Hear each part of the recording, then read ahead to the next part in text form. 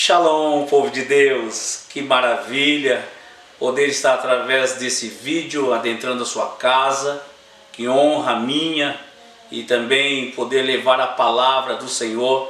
Palavra essa é que sustenta todo o universo, né?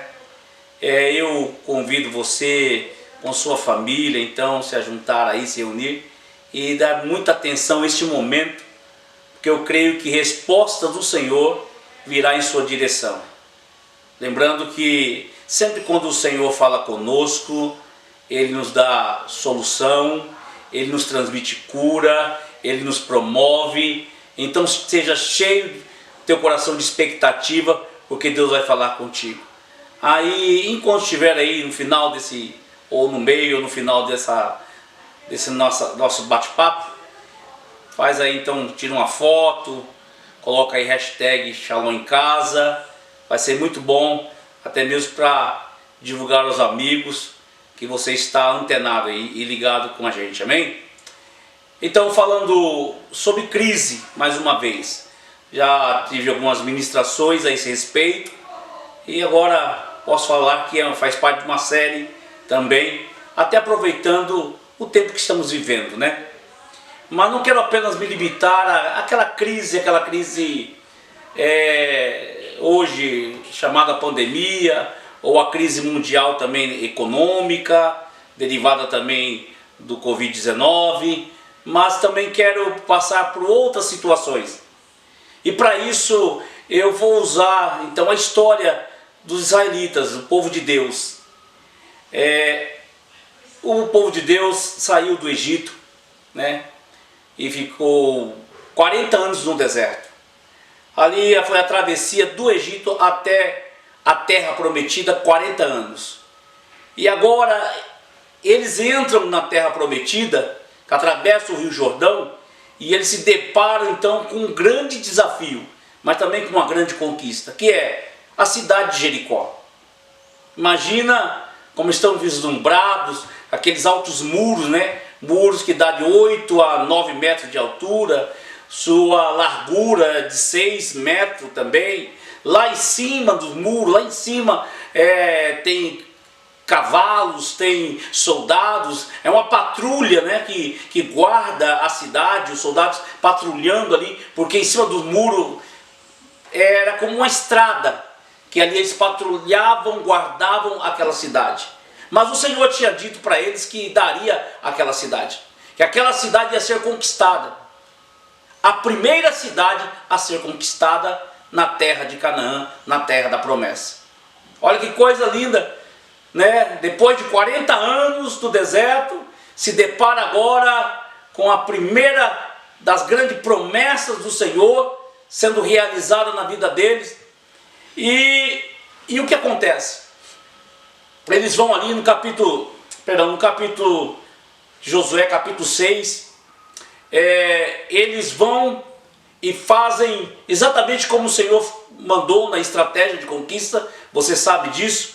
Eles tocam o chofar, eles fazem uma grande grita, rodeiam a cidade, e aí naquele grande barulho, naquela grande estratégia do Senhor, as muralhas caem por terra.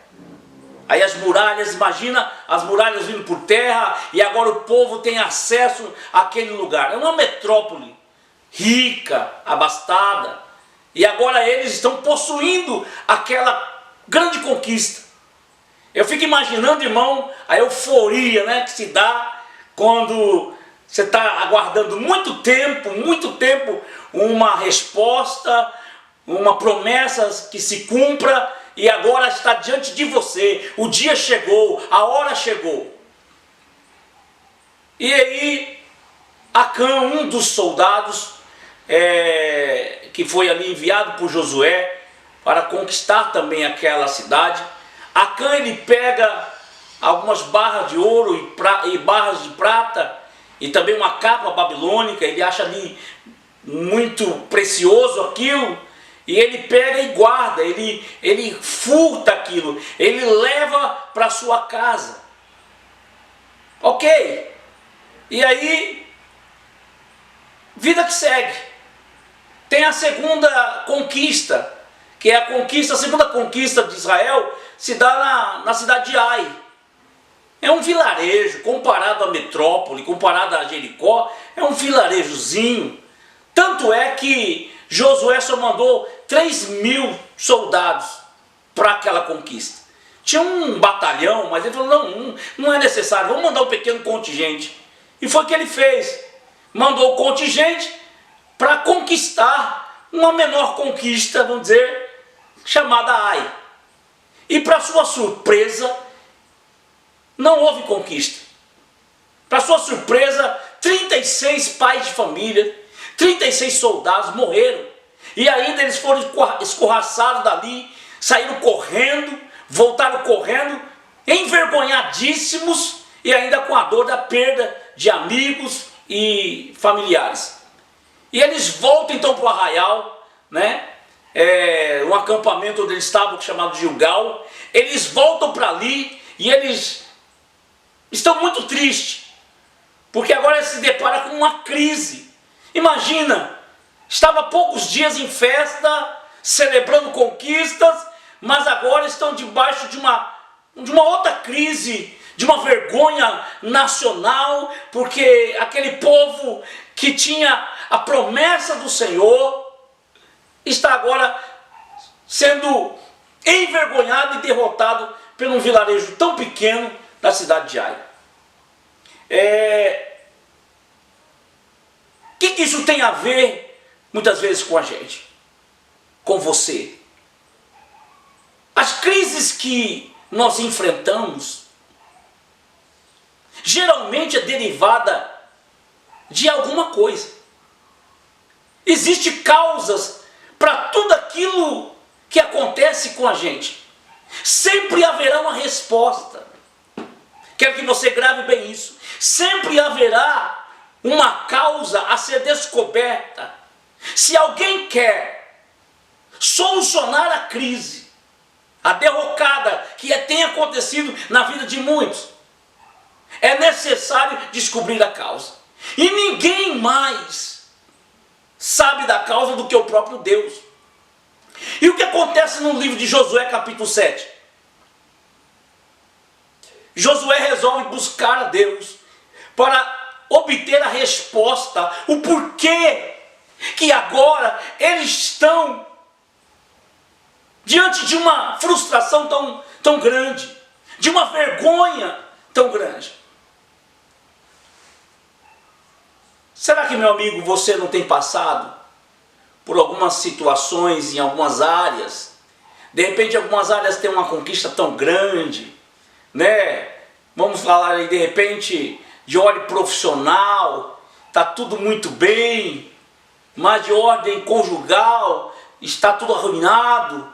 Ou quem sabe, né, de ordem ministerial, meu Deus, estou ganhando vidas, estou avançando, mas de ordem profissional, tenho passado fome, a miséria entrou na minha casa. Qual é a resposta para tudo isso? A resposta está em Deus. E é o que Josué faz. Josué vai buscar a face do Senhor. E aí agora, olha o que Deus diz para Josué. Capítulo 7, versículo 11. Israel pecou e até transgrediram o meu concerto, que lhes tinha ordenado, e até tomaram do anátema, e também furtaram, e também mentiram, e até debaixo da sua bagagem o puseram. Olha a causa sendo revelada aí. Aquele povo, através de Acã, tinham entrado debaixo de uma maldição, que ele chama, a palavra chama anátema. O que é um anátema? É tudo aquilo que usufruímos de alguém, que é exclusivamente de alguém. Quando tal coisa é exclusiva de uma pessoa, e que o outro toma posse sem a autorização, aquilo se torna anátema. Por exemplo, eu posso dar alguns exemplos. Um carro que é exclusivamente do seu vizinho. Ele é bênção na mão do vizinho. É exclusivamente dele. E o que acontece? Aí vai alguém lá e subtrai aquele veículo. O que ele está fazendo? Aquilo que é bênção na vida de uma pessoa passa a ser maldição na vida da outra, porque aquilo está sendo possuído através de uma quebra de princípio. Assim se dará também, vamos falar aí em relação à esposa, né? De repente, de ordem sexual, alguém possui uma mulher do amigo. A mulher do amigo é bênção na vida do amigo. E quando alguém usufrui disto, que é exclusivamente do amigo, ele atrai maldição para ele. Então ele se torna o quê? Uma bênção que se torna um anátema. É uma linguagem muito familiarizada para esse povo aqui desse tempo. Quando se falava algo que é anátema, que é maldito, não era porque era maldito por si só. Por exemplo, o ouro não é maldito por si só. Nenhuma riqueza é maldita por si só.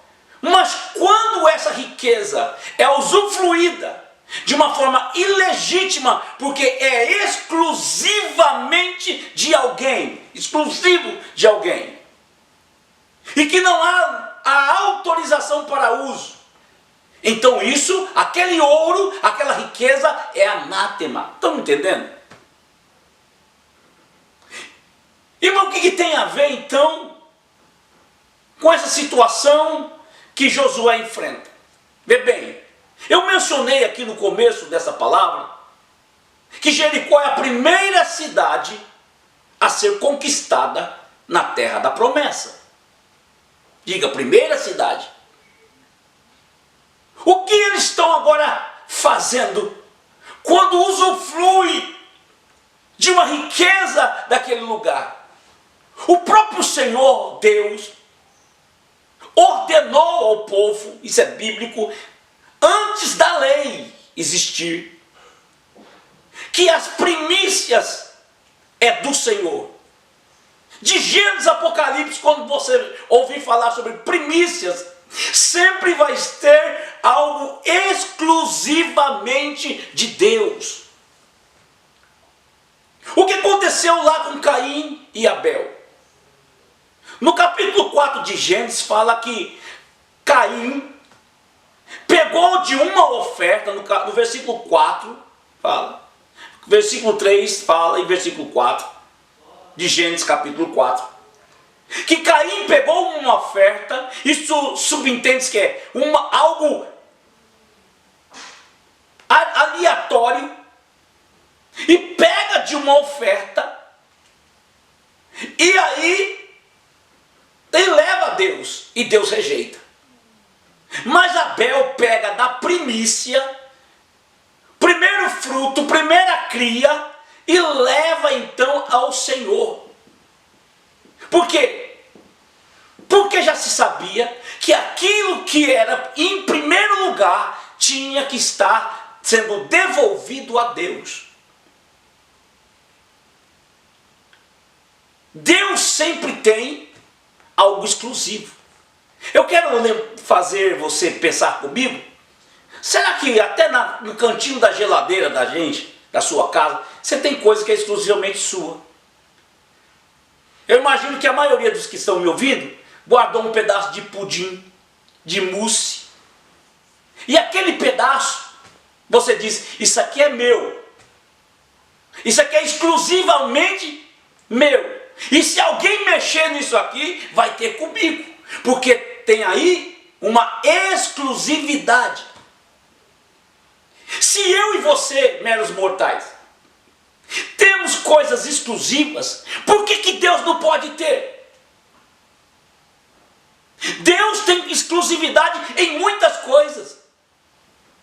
E desde Gênesis, já se tinha o dever de separar para Deus o que era em primeiro lugar. Você vai ver Jesus falando sobre isso, quando diz, mas buscar em primeiro lugar o reino de Deus e a justiça. E todas as demais coisas serão acrescentadas. Quer dizer, priorize o reino. Separe aquilo que é de Deus. Priorize o reino. Porque as outras coisas Deus fará. Mas o que acontece? O Caim não fez isso, o Abel fez. E a oferta de Abel foi recebida. Deus se alegrou com Abel, mas rejeitou a Caim. Agora indo então para o texto, que é o texto oficial, que nós estamos aqui estudando. Quando Israel se apropria da cidade de Jericó, sendo ela a primeira conquista, já havia a ordem de Deus que toda a primeira conquista era exclusivamente dele.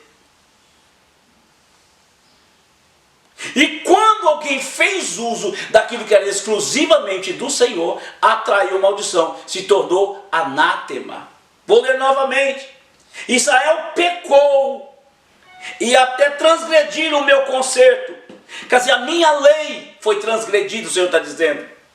A lei da primícia está no livro de Levítico, em Êxodo. A lei da primícia está em Ezequiel 44. A lei da primícia é uma lei que tem exclusividade de Deus.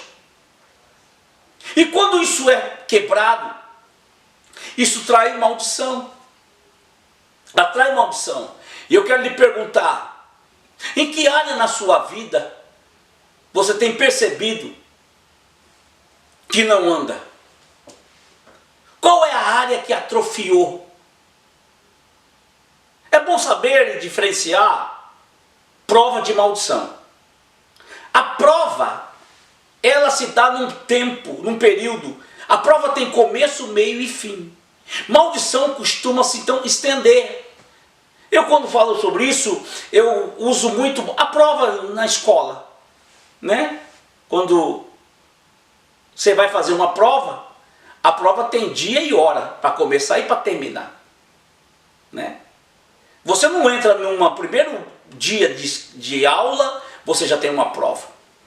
Porque primeiro se ensina, para depois fazer o teste, com o intuito de aprovar, não é nem reprovar, é com o intuito de atestar que a pessoa aprendeu. Tem muita gente, irmão, que está chamando maldição de prova. Porque a maldição, diferente da prova, não é um teste. A maldição é o resultado daquilo que foi feito errado. A maldição é o resultado do pecado, de quando se quebra um princípio. E tende-se a dar uma continuidade de uma maldição, de uma repetição de fatos caóticos, catastróficos na vida de alguém. Vamos lá. Casamento, que desde quando se uniu, não existe felicidade, não existe harmonia. Campo profissional não avançou e continua atrofiado. Até mesmo ministerial se emperra e a coisa não anda. Eu quero lhe perguntar, qual foi, o que foi que é extremamente exclusivo de alguém, do Senhor, que foi usufruído? Qual é a justificativa que podemos ter para usufruir daquilo que é exclusivo de alguém e ainda de Deus? Se a derrocada na sua vida está acontecendo, avalie aí. Veja se não tem quebra de princípio. Só tem dois motivos para algumas coisas, algumas crises chegar até nós. Uma é a prova, quando Deus consente que algo aconteça para nos atestar diante do diabo, para dizer ao diabo: eu não falei que ele é meu? Lembra lá da prova que Jó passou? E a segunda é a maldição, que é diferente. Jó passou pela prova não porque ele pecou, Jó passou pela prova porque Deus queria esfregar no focinho do cão que ele, Jó, era um homem temente ao Senhor. E eu chego a pensar que essa é a minoria das pessoas que estão passando por prova, porque a grande maioria passa por maldição e chama maldição de prova. Eu já vi muita gente dizer para o outro assim, que estava em prova e falava assim, e falando assim para o outro, para o próximo: estou numa prova, estava na maldição e falando para o amigo: estou numa prova, varão, é estreito, varão. Que prova, varão? Aí você vai avaliar a situação, é uma quebra de princípio. E quando se tem quebra de princípio, não é prova, é maldição. O que exclusivamente é do Senhor, que você está se justificando para fazer uso. Sim, pode ser de ordem financeira, dízimos, ofertas, primícias. Mas tem muita coisa que pertence ao Senhor. A honra, o louvor, a glória. Quando diante de um feito, que ao invés de nós falarmos que foi a força do nosso braço, e que a gente tem que dar louvor ao Senhor, porque o dom da vida é Ele, e aí essa glória que pertence a Ele não é devolvida muitas vezes. E o Senhor diz: minha é a honra, minha é a glória. Estamos vivendo em tempos de crise, e que eu achei por bem tocar nesse assunto, porque não podemos passar por tudo que temos passado e chamar de prova, se não for prova. Eu quero orar com você. Senhor meu Deus, Criador dos céus e da terra, assim como Josué lhe buscou, quando se deparou com uma crise, foi uma derrota vergonhosa, foram surpreendidos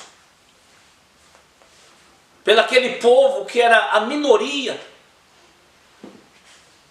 mas agora ele levou o caso ao Senhor. Assim também, Senhor, eu quero lhe perguntar, meu Deus, por quê? Por que essa coisa não anda?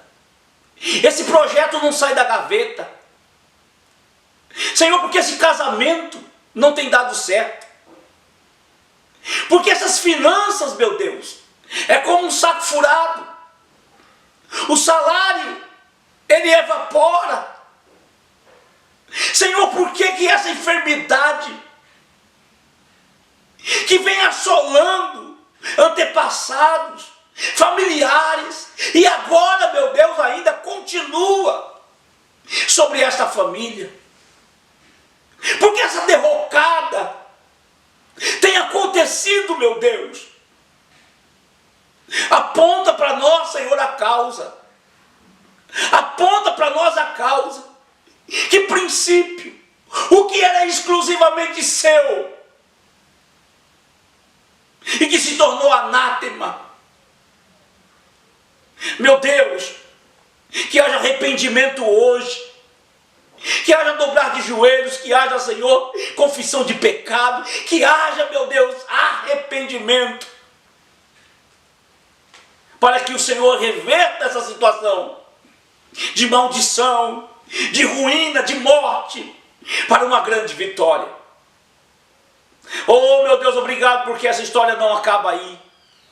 Quando o povo de Deus se reconhece seu erro, Quando eles, ó Deus, de uma forma arrependida,